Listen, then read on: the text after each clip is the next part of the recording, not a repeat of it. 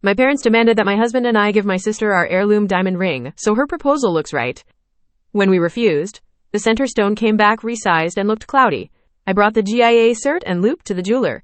Then he paused, pulled the CCTV, and asked me to step into the back room. The clinking of silverware against porcelain was the only sound in the room for a full 10 seconds.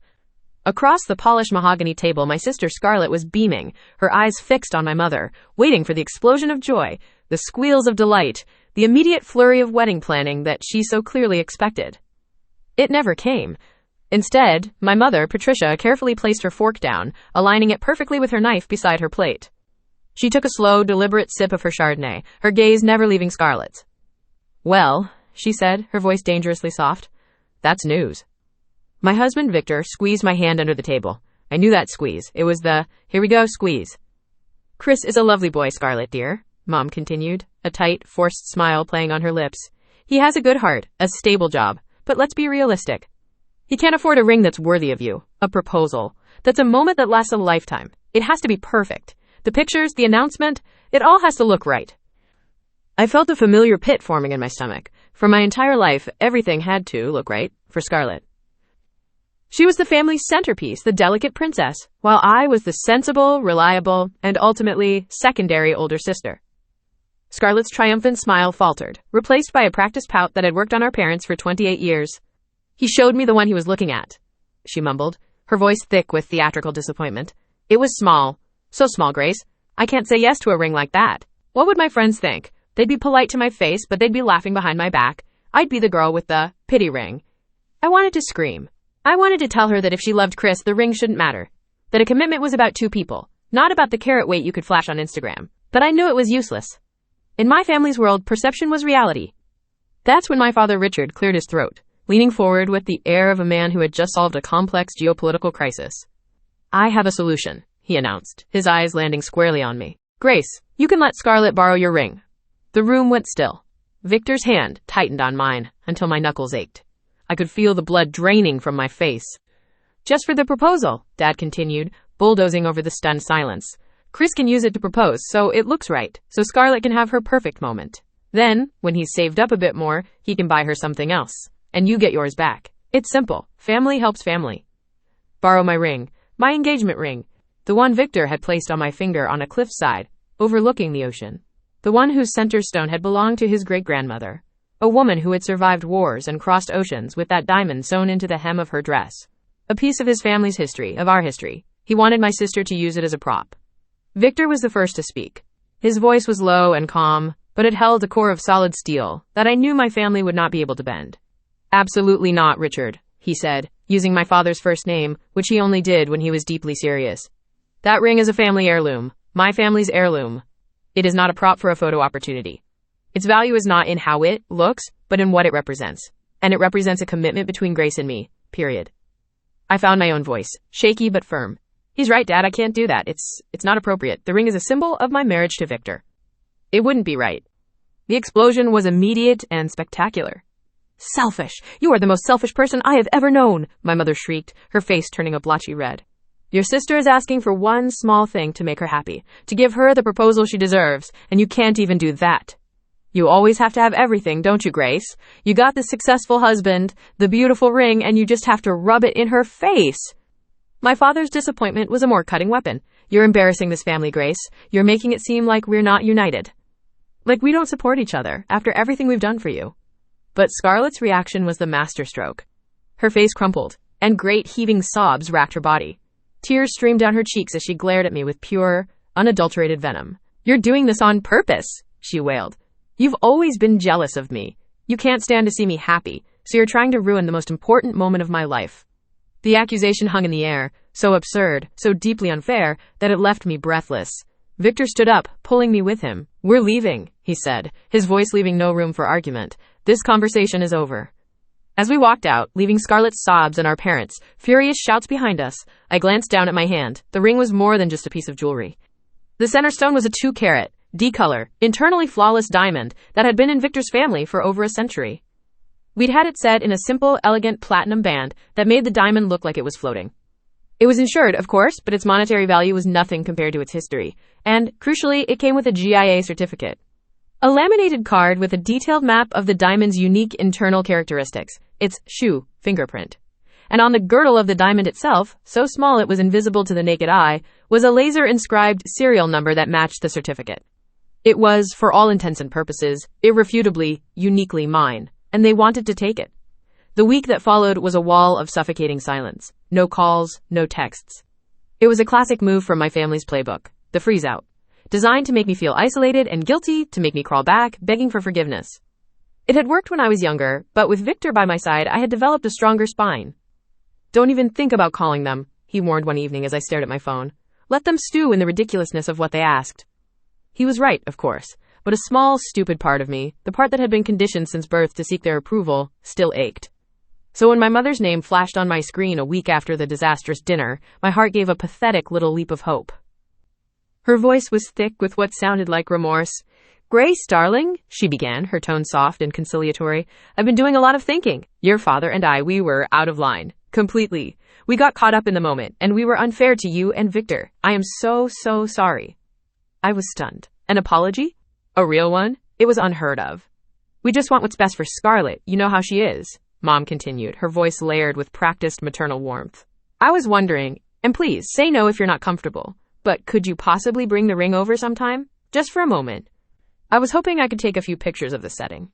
If I can show a jeweler the design, maybe we can find something similar, something more affordable, that Scarlett would still love. It would be a huge help." It sounded so reasonable, so harmless, a peace offering.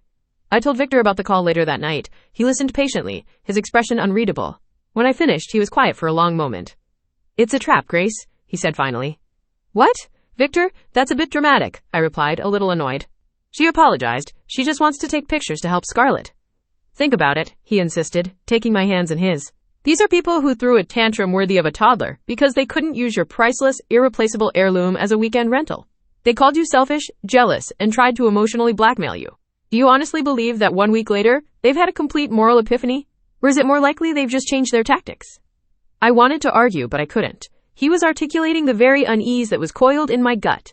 But the hope, the stupid, stubborn hope that my family could be better, was a powerful drug. Maybe I'm overreacting," I said, more to myself than to him.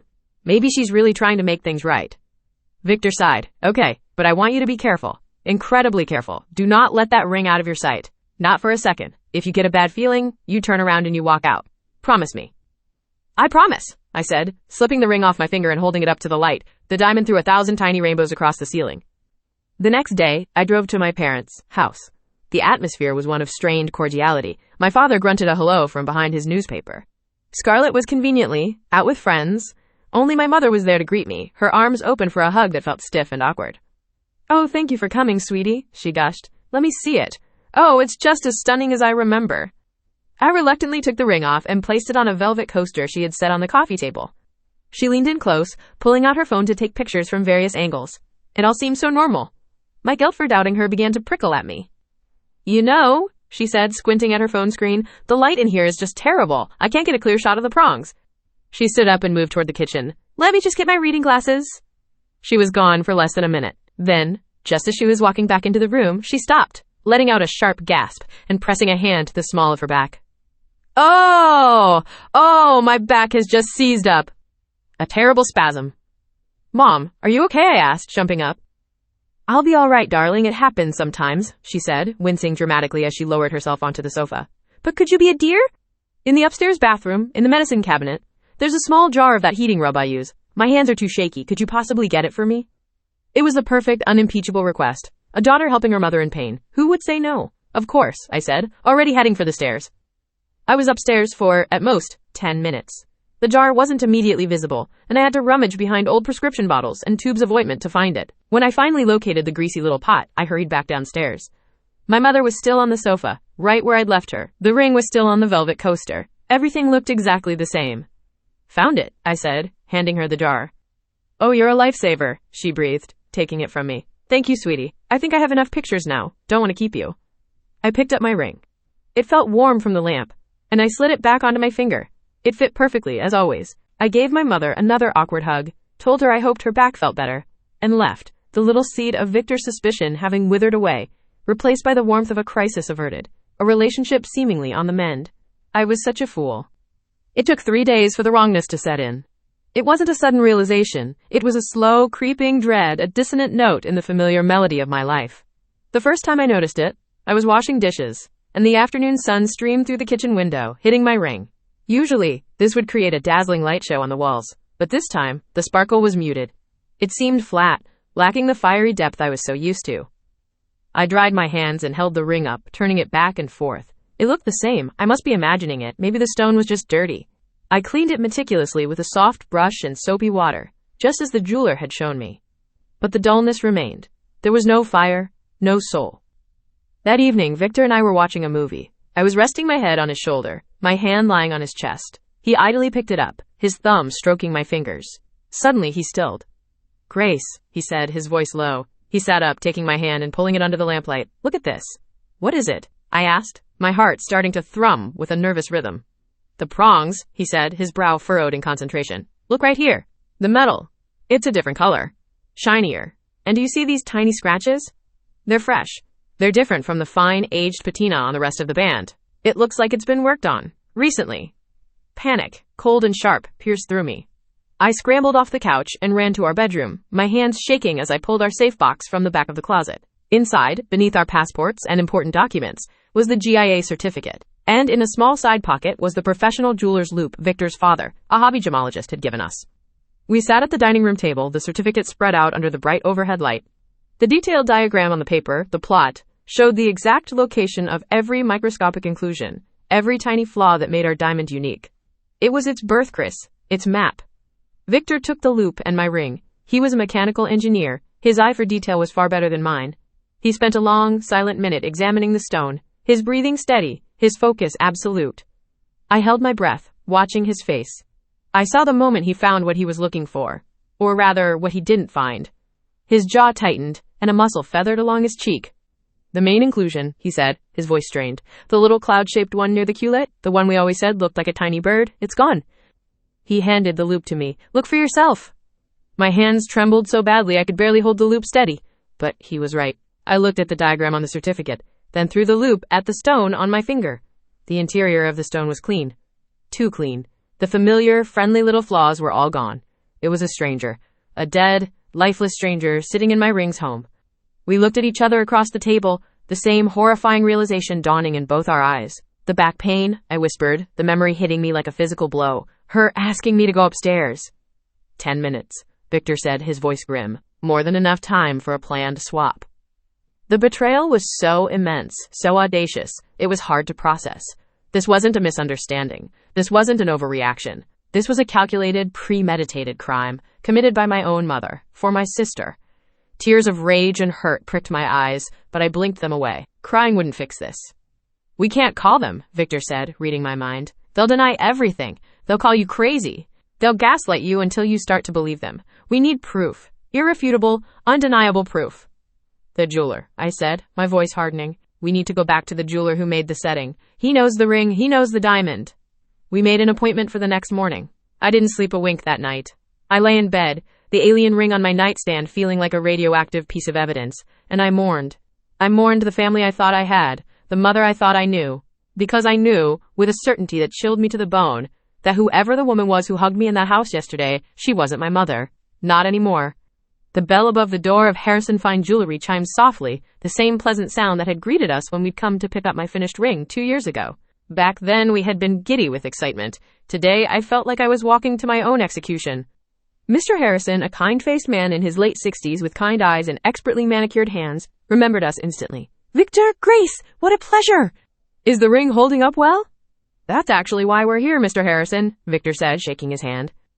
We sat down in the plush velvet chairs in his private consultation office. As calmly as I could, I explained my fears. I told him about the lack of sparkle, the feeling that something was wrong. I didn't mention my family. I didn't want to color his judgment. I just said I was worried the stone might have been damaged or somehow swapped during a cleaning at a different shop. He listened patiently, his expression sympathetic. "I understand your concern," he said gently. "An heirloom piece like that carries a lot of emotional weight. Let's have a look." I handed him the ring, my GIA certificate, and our loupe. The moment the ring was in his hands, I saw a flicker of something in his eyes. A professional's immediate recognition that something was amiss. He didn't say anything, though. He simply carried the ring over to his workbench, which was equipped with a high-powered microscope and various instruments. The silence in the office was deafening. Victor's hand rested on my back, a warm, steady pressure. I watched Mr. Harrison's face, trying to read his expression as he meticulously examined the stone, then the setting, then cross-referenced it with the certificate. The seconds stretched into minutes. It felt like waiting for a doctor to deliver a terminal diagnosis. Then came the pause. He leaned back from the microscope, taking off his glasses and rubbing the bridge of his nose. He looked from the ring to the certificate and then up at me. The professional warmth was gone from his eyes, replaced by a look of profound confusion and seriousness. My blood ran cold. "Grace," he began, his voice low and grave, "I need you to listen to me very carefully." He walked back over to the desk and sat down opposite us. He pushed the ring and the certificate across the polished wood. "The laser inscription number cited on this GIA certificate," he said, tapping the paper, "does not match the number on the girdle of this stone. In fact, the number on this stone does not exist in the GIA database at all. I just checked." He let that sink in before continuing. "Furthermore, the inclusion plot on the certificate is, as you suspected, completely different from the interior of this stone. Your diamond had very specific, identifiable characteristics. This stone has none of the chrysers of a natural diamond. It has double refraction under magnification. This is a moissanite, a very high-quality one, I might add. It would fool most lay people, but it is not a diamond." The words hit me, one by one, like stones. Moissanite. A fake. They had replaced my great-grandmother-in-law's legacy with a cheap imitation. Mr. Harrison wasn't finished. He looked at me with deep pity in his eyes. And the setting, the head holding the stone, shows unmistakable tool cris. Fresh ones. The original stone was removed, and this one was set in its place. There is no question about it. This ring has been tampered with. A strangled sob escaped my lips. Victor wrapped his arms around me, pulling me tight against his chest. It was real. It was all real. My worst fears confirmed in the sterile, quiet office of a jeweler. Seeing my distress, Mr. Harrison's expression hardened from professional concern into something else. Anger. "This is a criminal act," he said, his voice laced with fury. "A piece of this quality in history. It's a desecration. You mentioned you had it cleaned elsewhere?" I couldn't speak, so Victor answered for me. "We haven't had it cleaned. We think we know who did this." Mr. Harrison stared at us, a thought clearly clicking into place. "This is highly unusual," he said, almost to himself. He stood up. "Please, excuse me for a moment. I need to check something." He disappeared into a back room. The wait was agonizing. My mind was a whirlwind of betrayal and pain. What were we going to do? How could we even confront them with this? When Mr. Harrison returned, his face was pale with shock and righteous indignation. He looked even more stunned than I felt. He closed the office door and leaned against it, his voice barely a whisper, but charged with an intensity that made the hair on my arms stand up. "My new setter, he's only been with me for 2 months. He mentioned a strange transaction a few days ago. A mother and daughter came in, paid a large cash sum for a rush job. They brought their own stone and wanted it set into this exact ring." He pointed a trembling finger at my ring on his desk. He thought it was odd, but they told him it was a surprise for the ring's owner, that the original stone was a softer gemstone they wanted to protect and replace with something more durable for everyday wear. A ridiculous story, but he's young. He didn't question it. He took a deep breath, his eyes locking onto mine, and then he delivered the final, devastating blow.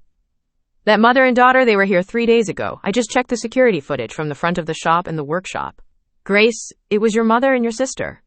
He paused, letting the full weight of his next words land. "Please come with me to the back room. We need to watch this footage. And then I am calling the police."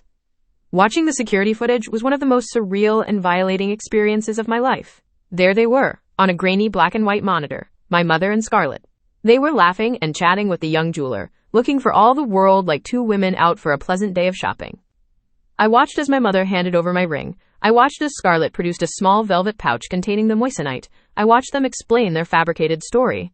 I watched them pay in cash, a thick wad of bills my mother pulled from her purse to avoid a paper trail. The entire crime, from start to finish, was laid bare in pristine digital clarity. They were so casual, so confident, so utterly without remorse. By the time the police arrived, I was numb. 2 officers, a man and a woman, listened patiently as Mr. Harrison and I explained the situation. They examined the ring, the certificate, and the security footage. The female officer, a woman with kind but no-nonsense eyes, took my statement. She used words like grand larceny and fraud. The value of the diamond made it a felony. A crime, a felony, committed against me by my own family. "Do you want to press charges, ma'am?" she asked gently. Victor answered before I could. "Yes, 100%. The officer nodded. "Okay, we have enough to issue a warrant, but it might be simpler to get the property back first. Do you want to try contacting them? A cold, hard resolve settled over me. Yes, I said, right now. I pulled out my phone, my hand steady for the first time all day. With the 2 officers and Mr. Harrison as my witnesses, I called my mother. I put the phone on speaker.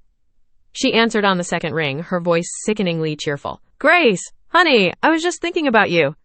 My voice was flat, devoid of all emotion, a stranger's voice. Mom, I'm at Harrison's jewelry. The line went quiet for a beat. Oh, she said, her voice a little tighter. Is everything all right? No, it's not, I continued, my gaze fixed on the security monitor. The police are here with me. We have the security footage, Mom. We have the tape of you and Scarlett coming in 3 days ago and swapping the diamond in my ring for a moissanite. A criminal report has been filed for felony theft and fraud. The silence on the other end of the line was absolute. It was a dead, heavy silence, so profound I thought she might have hung up. Then, chaos erupted. What? That's insane! We would never do that! She shrieked, her voice pitching into a hysterical cry. I could hear Scarlett start wailing in the background, and my father yelling something indistinct. We didn't steal it! Scarlett screamed, grabbing the phone. We were just borrowing it. We were going to swap it back after the proposal. You're twisting everything! How could you do this to me? You're trying to ruin my life! How dare you call the police on your own family, my father bellowed. After everything we've done for you, you ungrateful child! The excuses, the denials, the gaslighting, it all washed over me, but it couldn't touch me. The numb shield around my heart was impenetrable. They weren't sorry for what they did. They were only sorry they got caught. Victor took the phone from my hand. His voice was like a blade of ice. Listen to me very carefully, all of you. This is not a negotiation. You have committed a serious crime. You have 2 options. You have 24 hours to return the diamond unharmed to the police station. If you do, Grace and I may ask the district attorney to consider it a sign of remorse when pressing charges. If you do not, a warrant will be issued for your arrest, and you will face the full consequences. That is your only choice. He hung up. That evening, my father brought the diamond to the station. As we had suspected, they had already had it set in a cheap, gaudy solitaire setting for Chris to use. My father wouldn't look at me. He just shoved the ring box at the officer and muttered, Here, tell her she's destroyed this family. Then he turned and walked away. The fallout was swift and brutal. My phone and Victor's were flooded with messages and calls from my parents. Scarlett, aunts, uncles, cousins. We were monsters. We were tearing the family apart over a stupid rock. We were jealous and cruel. We blocked them all. A week later, a cousin I was still on speaking terms with called to tell me the news. Chris had found out. When Scarlett couldn't produce the new ring, she'd had a meltdown and confessed the whole sordid story, painting herself as the victim, of course. Chris was horrified. He told her that he couldn't marry into a family that was so manipulative, deceitful, and morally bankrupt. He couldn't be with a woman who would participate in such a disgusting scheme against her own sister. He called off the engagement and broke up with her on the spot. Of course, in my family's eyes, this too was my fault. According to them, I hadn't just refused to help my sister. I had actively, maliciously ruined her life. The legal process took several agonizing months, but with the evidence we had, the outcome was never in doubt. Faced with the undeniable video footage, my mother and Scarlett accepted a plea deal to avoid a trial. My father, who was not present for the swap but was deemed an accessory after the fact for his role in the cover-up and intimidation, was included in the deal. In the end, there was no jail time, which our lawyer had predicted. But the consequences were still significant. My mother and Scarlett were both convicted of a felony. They received 2 years of probation, were ordered to pay a substantial fine, and had to provide full financial restitution to Mr. Harrison for the cost of repairing my ring and for the trauma inflicted upon his new employee. Scarlett was also mandated to attend therapy. The final, and for me, most important part of the sentence was the restraining order. Victor and I were granted a 5-year order of protection against all 3 of them. No calls, no texts, no showing up at our home or work. 5 years of legally enforced peace. Seeing them in court was strange. They didn't look remorseful, only bitter and defeated. Scarlett shot me hateful glares throughout the proceedings. My mother just looked old and tired. My father simply stared at the floor. They never apologized. They never acknowledged the gravity of what they had done. Their world was so small that the only crime they could see was my refusal to let them get away with it. It's painful. There is a hole in my life where my family used to be. But as I look at my ring, my real ring, now safely back on my finger, the tiny bird-shaped inclusion winking in the light, I know he did the right thing. A family built on lies, entitlement, and emotional blackmail isn't a family, it's a prison, and we are finally, truly free.